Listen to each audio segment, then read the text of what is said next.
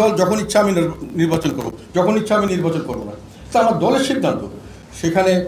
এখানে অপরাধটা কি? যখন আমি নির্বাচন করতে চাচ্ছি না তখন আমাকে গায়ের জোরে নির্বাচনে নেওয়া হচ্ছে, আর যখন আমি নির্বাচনে গেলাম, এই কথাটা আমি অনেককে বলিনি আগে, তখন আমাকে বিভিন্ন জায়গা থেকে ইন্টারন্যাশনাল সন্ত্রাসী সংস্থা এইসব নাম দিয়ে আমাকে এবং আমার পরিবারকে হত্যা করা। ডক্টর ইউনূস সরকারের অধীনে সুষ্ঠু নির্বাচন সম্ভব নয় এবং অন্তর্বর্তী সরকারের নির্বাচন আয়োজনের সক্ষমতা নেই বলে মন্তব্য করেছেন জাতীয় পার্টির চেয়ারম্যান জি.এম. কাদের।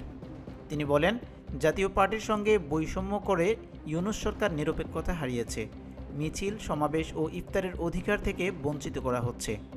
পতিত স্বৈরাচার শেখ হাসিনার জোটসঙ্গী জাপা চেয়ারম্যান বলেন, সাধারণ মানুষের বিশ্বাস এই সরকার গ্রহণযোগ্য নির্বাচন করতে পারবে না। এই সরকারের কোনো নির্বাচনই বিশ্বাসযোগ্য হবে না। বুধবার বনানীতে জাপা চেয়ারম্যানের কার্যালয়ে সাংবাদিকদের সঙ্গে আলাপকালে এসব কথা বলেন জি.এম. কাদের।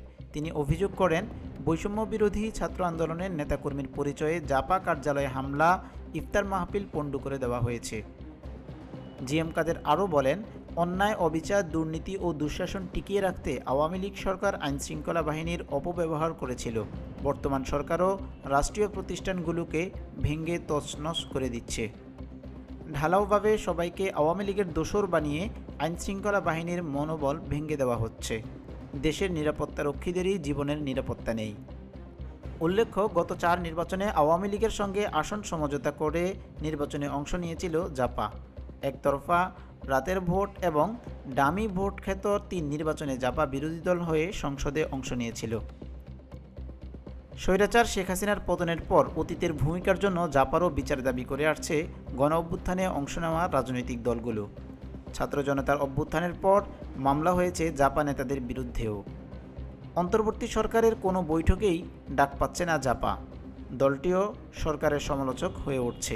আন্দোলনের ফসল কি আমরা সত্যিকার অর্থে পাচ্ছি? কথা বলো না, কথা বলো না। H.M. Mohiuddin, the media.